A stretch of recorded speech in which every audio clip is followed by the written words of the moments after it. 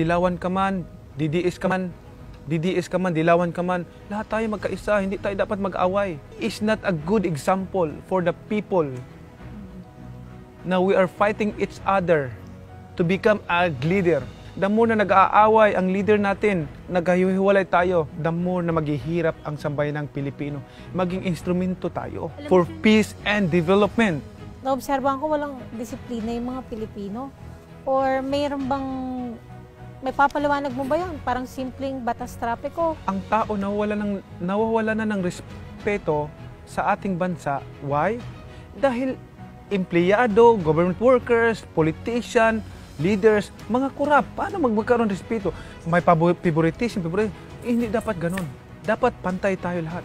Ang importante natin yung pagpapatupad ng batas, hindi tayo maging korap. Pag nasa ibang bansa tayo, masunurin ang mga Pilipino, sumusunod sa batas, sumusunod sa batas trapiko, sumusunod sa government. Dito sa atin, nawawala na ang respeto ng tao sa gobyerno kasi kasalanan din ng mga nasa gobyerno. Kasi imbes na maging halimbawa na leader, paano ka maging halimbawa? Ang sarili mo hindi mo kayang baguhin. Ang sarili mo hindi mo kayang ipakita na ikaw ay inspirasyon na leader. Pabor ka na ikukulong yung mga korap. Yan ang pangarap sa buhay ko. Yan ang pangarap ko sa buhay ko. Mabigyan ng hustisya ang mga tao. Mabigyan ng hustisya ang mga maliliit na tao, ang mga mahirap na tao. Kasi sinasabi ko nga, si Manny Pacquiao, ang puso ni Manny Pacquiao, manatiling mahirap katulad ninyo. Mahal ko kayong lahat.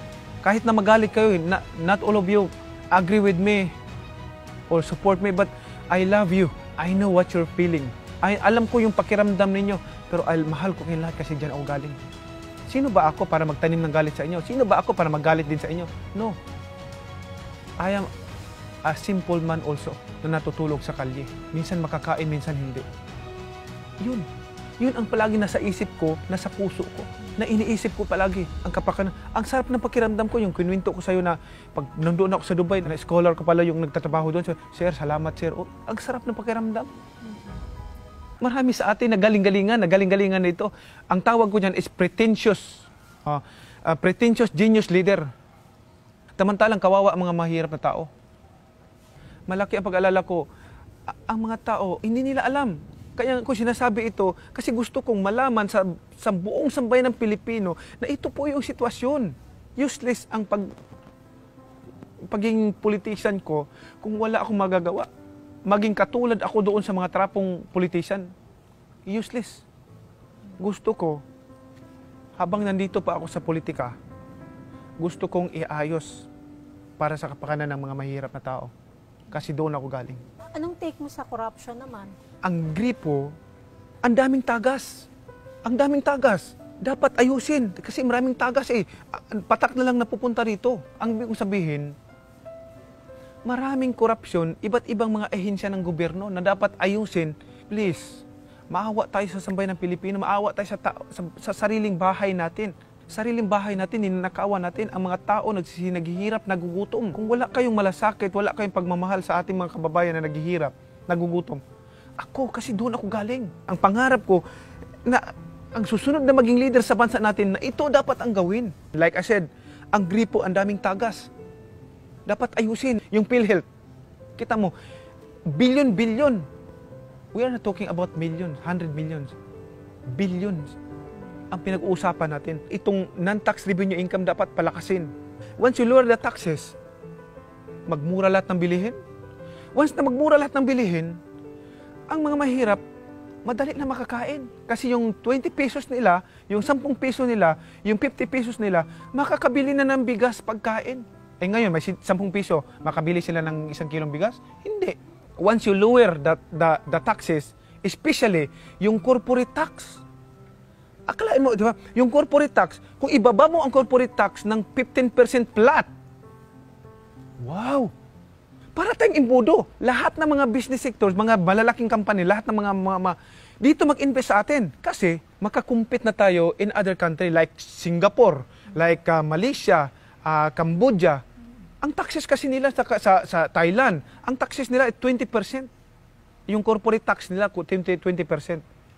Yung Singapore naman, 17% ang corporate tax nila. Eh sa atin, 31% or more or less 31% ang taxes natin. Eh kung ako investor naman, ako magnegosyo, bakit ako mag-invest dito sa Pilipinas? Ang pangarap ko, lower tax, corporate tax, 15%. Pero hindi mo magagawa kaagad dyan, hindi mo magagawa yung 15% corporate tax, iluluwer mo lahat ng taxes dito sa bansa natin.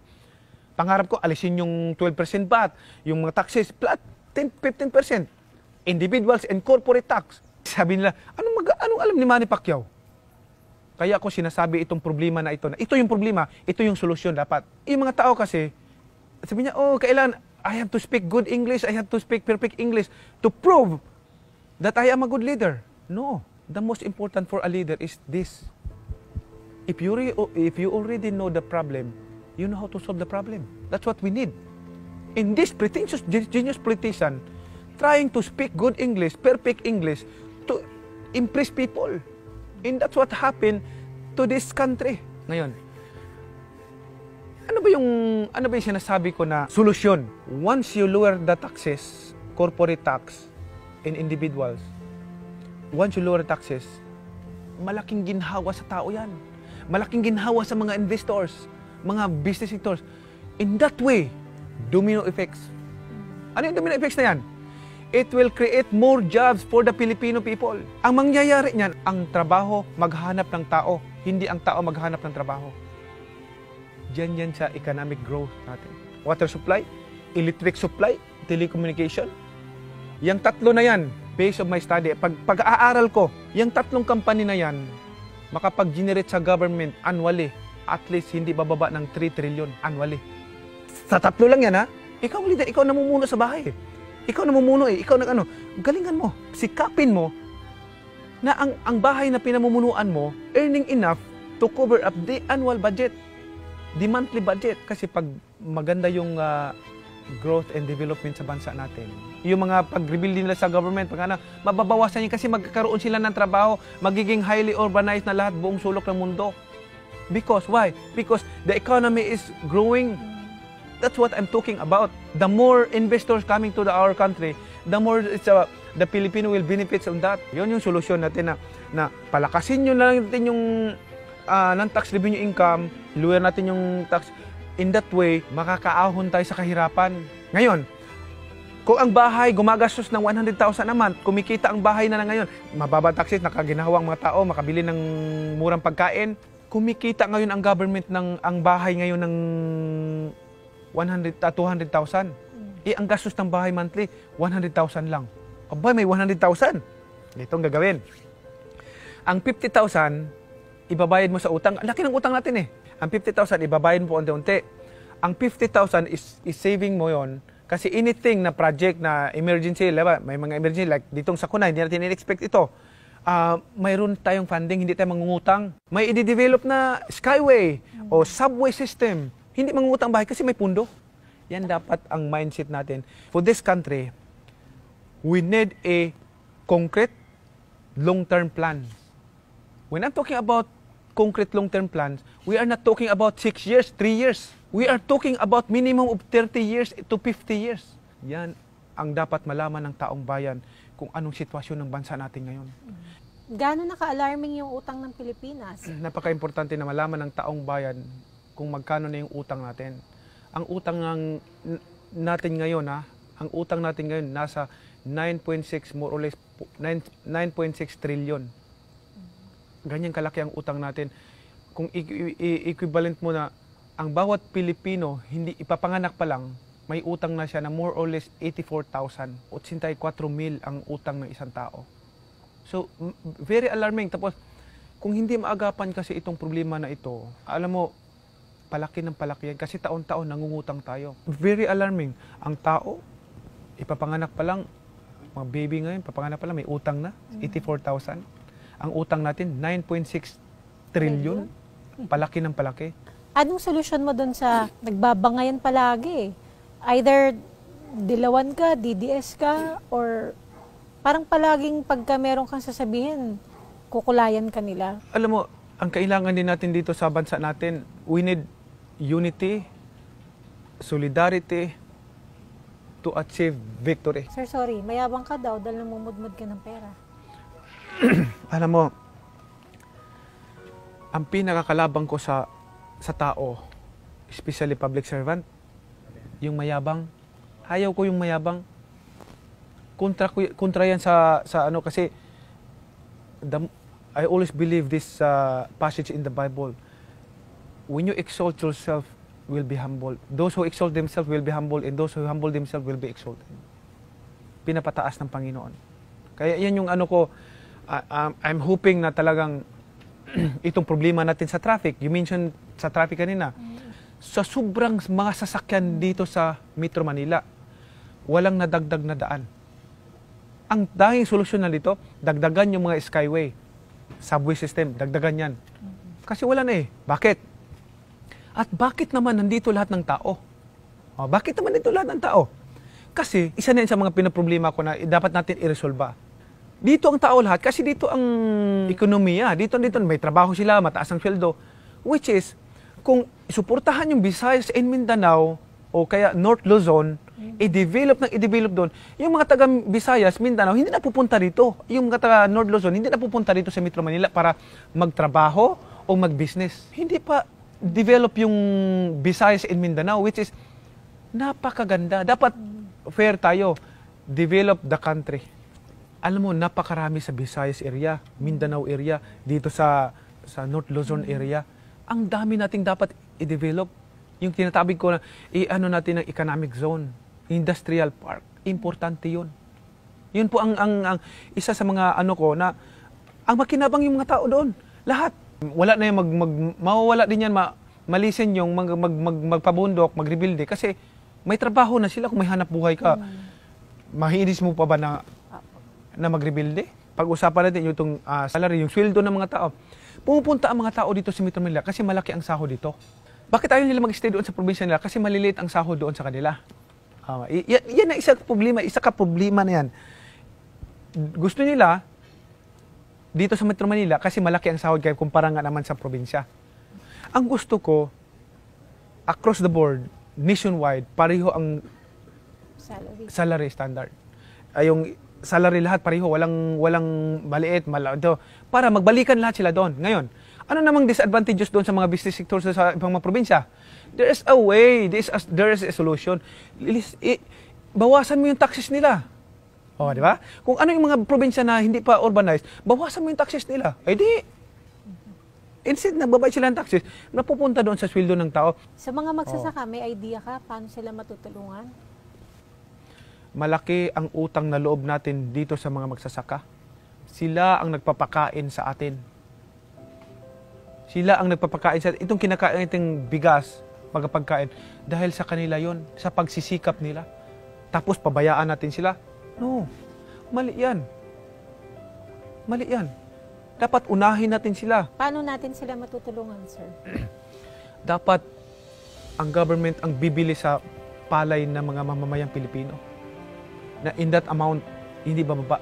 Kasi pag doon ka sa private ka, binabarat Kawawa ang mga farmers natin. Na yun lang ang source of income. Sinasabi ko nga, itong rice tarification law, ang purpose talaga, maganda ang intention nito, pero hindi lang maganda ang pagka-implementa. So, we will review it. Nag-file na ako sa Senate na i-reviewin yung rice tarification kung kailangan i-abolish na kung hindi naman nakakatulong sa ating mga farmers natin. Bakit hindi natin i-abolish ang mga farmers nagugutom, umiiyak? OFWs. Itong mga OFWs, talking about them, malaki ang utang na loob din natin sa kanila. Magkanong remittance na inuuwi nila dito taon-taon? Billions of pesos na ang inuuwi nila dito sa Pilipinas.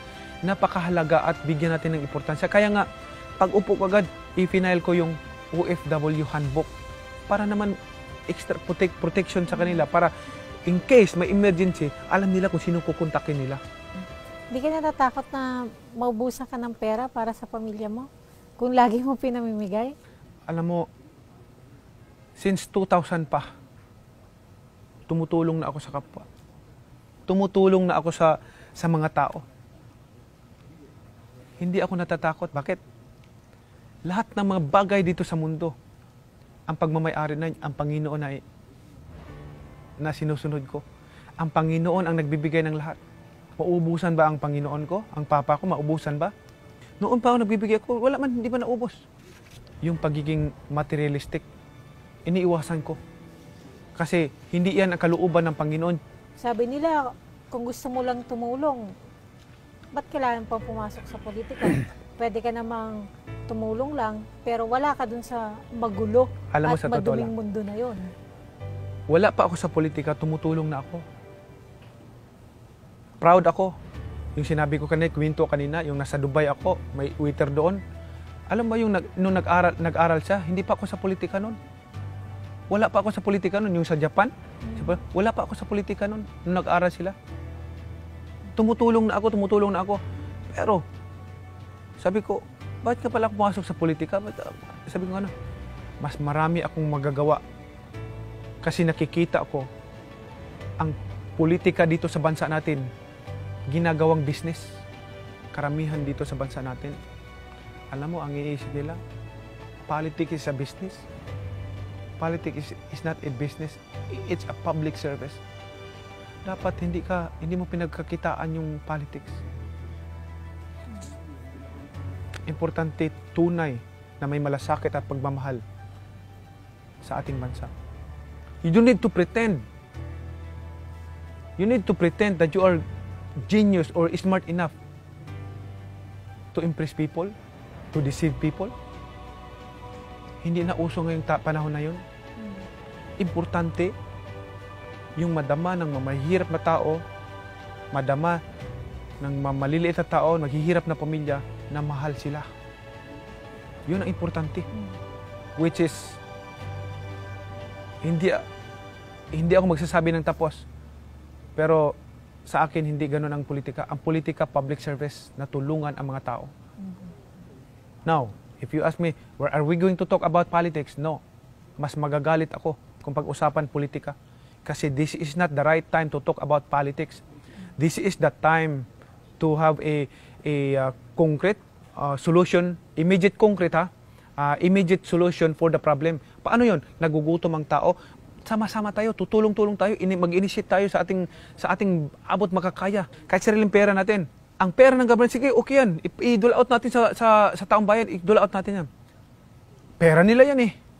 Dapat magkanya, masaya tayo.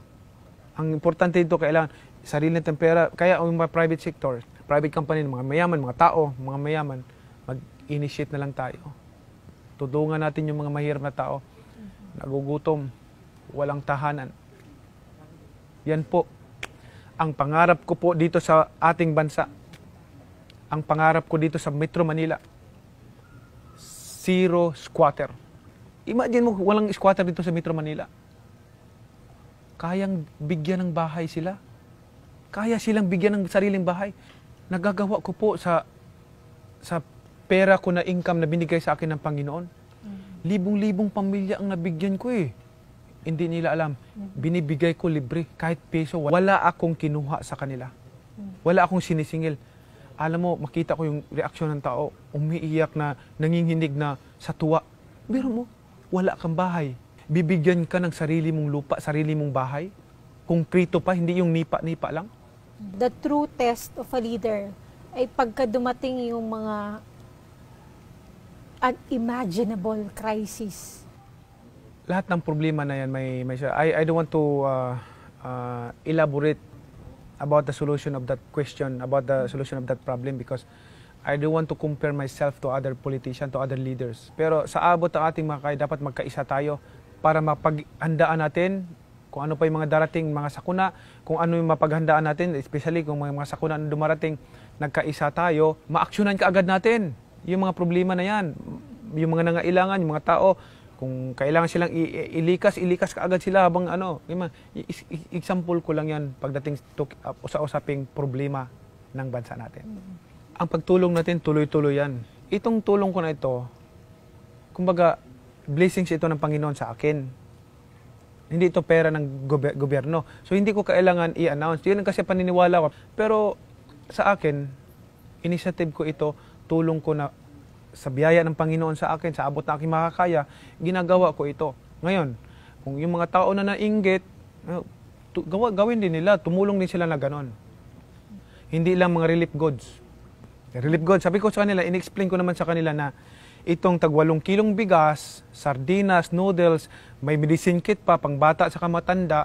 Oh, sabi ko ngayon sa kanila, sabi ko, ito para sa inyo, at ito namang 1,000, itong 1,000 kasi hindi lahat na dito na cover up na yung pangailangan niya. May ibang bibili ng gatas, bibili ng gamot, bibili ng vitamins sa mga anak nila. At least mayroon silang pera. Ako, nangangarap ako ng isang mapayapang bansa, may pagkakaisang bansa, maunlad na bansa, higit sa lahat. Bansa na may Panginoon, bansa na lahat ng tao sumusunod sa ating gobyerno, bansa na ang lahat ng tao nirerespeto ang gobyerno, at ang gobyerno natin hindi tinutolerate yung corruption. Ang gobyerno natin ini-implement ng gusto ang batas natin, mahirap man o mayaman. Yan po ang gusto kong na isang leader na maging mamuno sa ating bansa, na may malasakit, pagmamahal na tunay para sa ating mga kababayan. Ito lang maiwanan ko. If you want change, magsisimula sa sarili mo. Kung gusto mo ng pagbabago sa bansa natin, magsisimula sa bawat isa. Maging halimbawa at inspirasyon na leader. Yun po ang ano natin. We're not talking about here about tapang, about anything. We have to exercise the power of the government. We have to exercise na lahat ng tao sumusunod sa gobyerno, lahat tayo sumusunod sa patakaran ng ating gobyerno, lahat ng tao nagmamahalan, nagkakaisa, at hindi nawawala ang respeto sa ating gobyerno. Because I always believe that the authority is established by God and instituted by God. The Bible says, whoever rebels against the authority is rebelling against what God has instituted. Therefore, all of us will be bound to the authority and submit to the authority, to the governing authority. Thank you.